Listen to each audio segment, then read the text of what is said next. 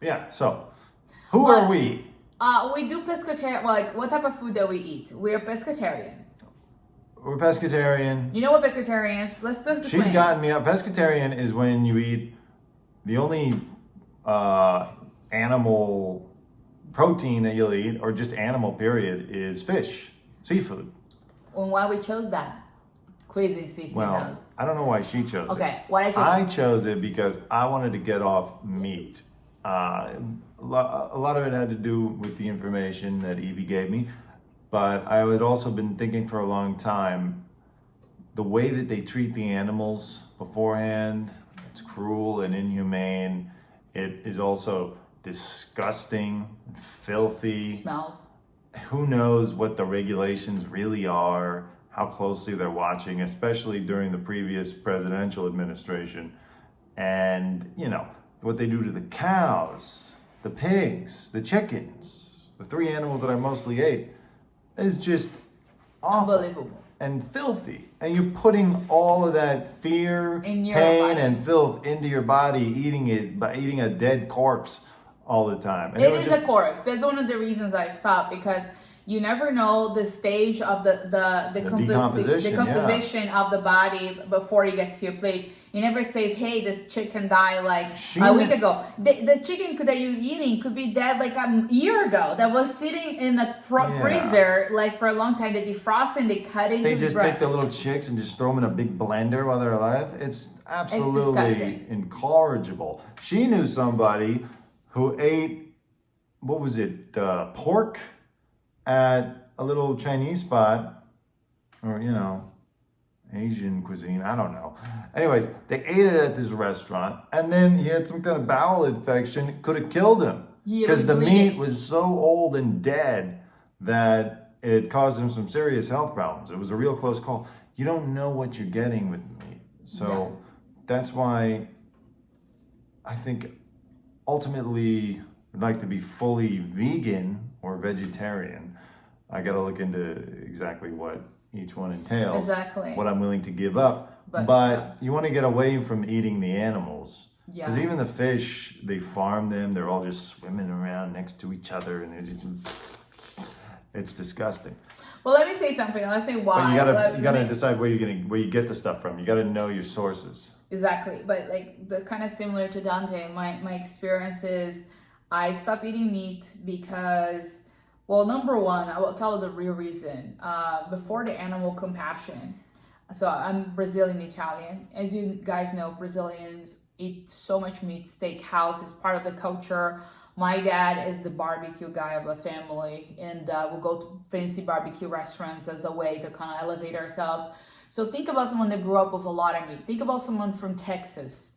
My dad was like the barbecue guy. Think about it.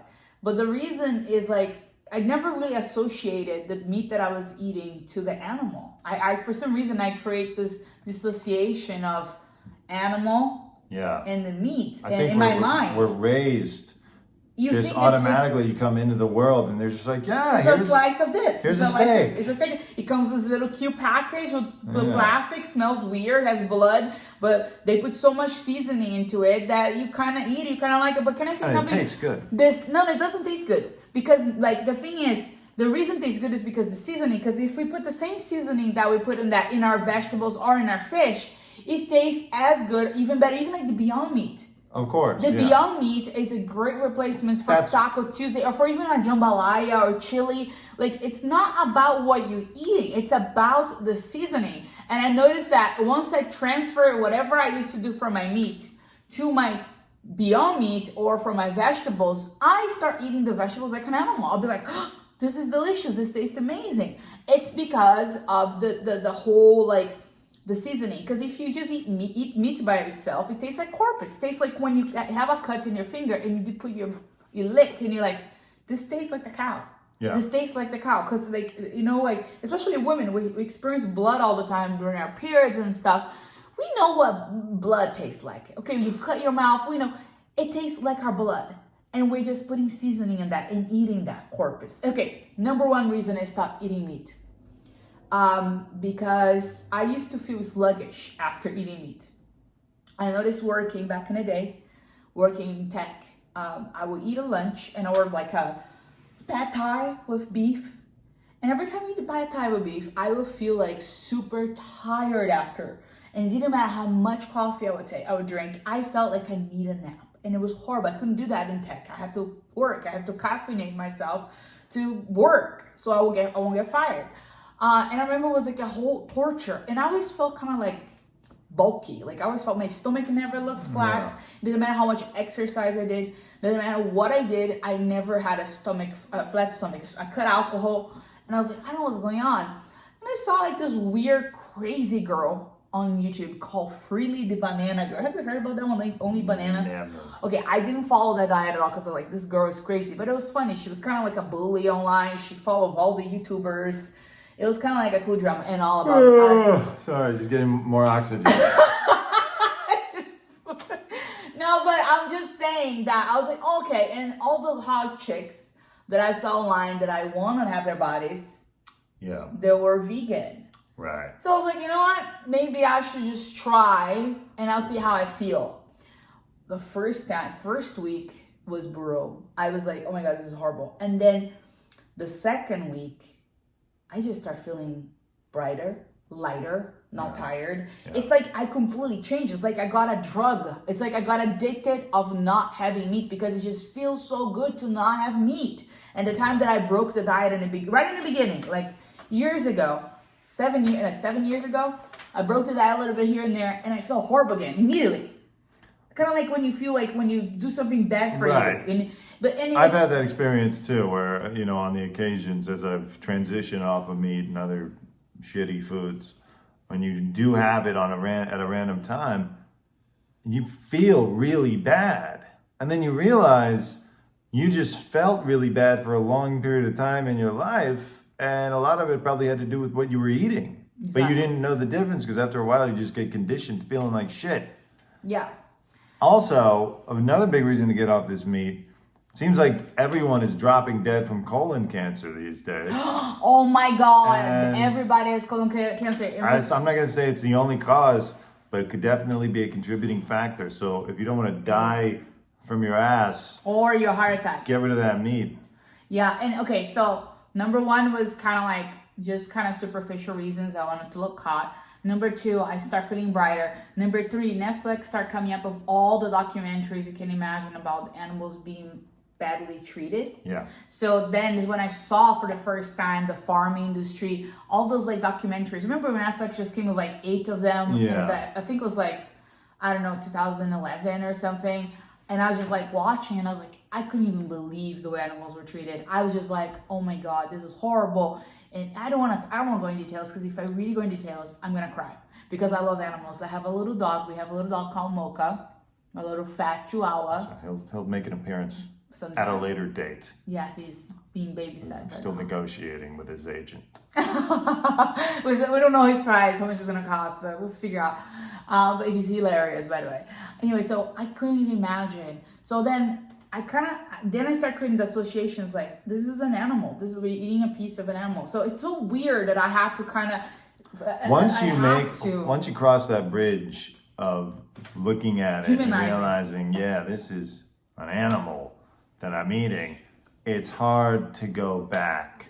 I mean, I used to do it. I'd be eating a chicken leg and you're ripping it apart and there's the bone in there and you're seeing all of a sudden veins or whatever just splitting and breaking apart and the meat of the muscles and all that. Yeah. And I would look at it and think, I'm really disgusted by this. The only thing I could really eat was the meat part. I know some people like to suck that bone clean, get every piece of marrow out of it, but Jesus Christ, I could never do that. And I could especially never do it nowadays. So, though, I gotta say, we're lucky to be here at a time when there are So really many good options. tasty alternatives. In So, LA specifically, yeah, I think LA we're blessed because everyone here is healthy. definitely. But also, like our parents' generation, they didn't have great vegan alternatives. They didn't have Beyond Meat. They didn't have things that could replace the proteins that they needed. And The pad thai with beef, like you know, fake beef near your house, is like real. It Yeah. tastes like real Oh, it's great. His old house in Beverly Hills, they have like a nice Thai place around there. And they have really good vegan It's beef. very tasty. It's a good alternative. And we're lucky, you know, because for most of human history, people have had to eat the meat from animals to grow and to make society progress. I think But for industrialized world, we yeah. have the option now to have an alternative, and we should take it. It's healthier for us. Better for It's the planet. better for the planet. Waste. Better for the animals. We won't need to breed so many of them just to be slaughtered, and it would lead us to a better world. I think the future is probably where we're gonna be vegan and we're gonna eat a lot of plant-based and we're gonna have vertical gardens. We're gonna have to. I mean, there's just no other way.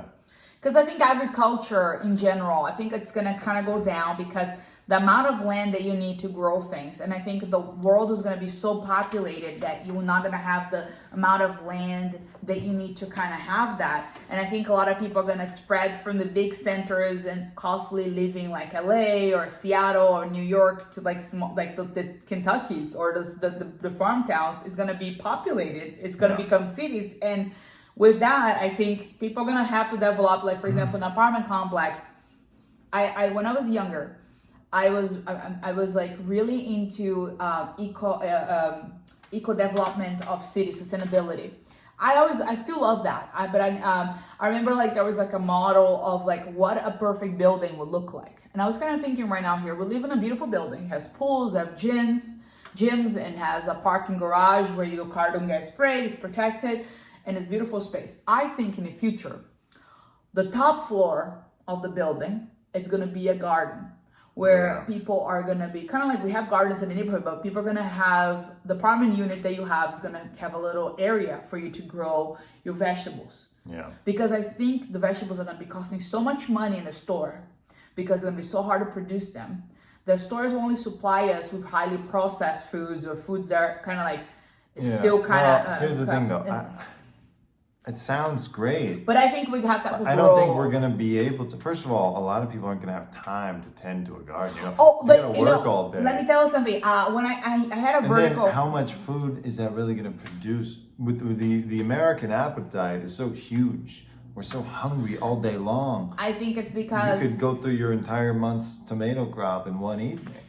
I think that for example, I don't think like we're gonna have just like a small space. And for example, I grew a vertical garden back in my past life. Yeah. And you have an app in your phone, and it kind of like you kind of program when you feed the plant with the I don't know the vitamin or the water, and there's constant light. Right. So it's always growing. And it's a lot. Sometimes you have a lot. They're like, oh God, there's so much of this basil growing. I don't even know what to do with it. And you can trade. Like, I would imagine that in the future you grow like, I don't know, responsible for the strawberries. Kind of like the kibbutz in Israel kind of operate. Like some people grow the blueberries. So then when I have more than I need from my household, I will trade with neighbors. And they kind of have that for the vegetables and fruits. And I would imagine you grow everywhere in your house. Your house will smell good. It will have like electronic kind of like way to do it, because imagine if the walls instead of walls is just your garden. Yeah, I mean everywhere. It sounds great. I would love that. It would I be think beautiful. in the future, it's kind of like the spaceship from like movies. Sometimes they show stuff like that. Right. I just hope that we're able to pull that up. I don't know if we're gonna have, with a population that's gonna be increasing by 1 or 2 billion by the middle of this century, and you know, people are already living in very small spaces. Yeah, but I think it's gonna next be to each other. But I think it's gonna be like a huge distribution of people from the centers. Kind of like people are going to Austin from here. I think people are gonna go from like the big centers to smaller towns. Well, and I think now because of like, I think gonna be a lot of viruses coming in now because it seems to be like a trend. I think like we all kind of gonna be confined to working remotely, most people, and I think that because of that, you kind of will be. Well, we'll see. I think we're gonna need to study the effects of this isolation on the human psyche. You know, people are putting up with it now because the carrot is still being dangled in front of us of eventually we'll all be able to get back together. But But there's a lot of people out there who have already succumbed to that loneliness.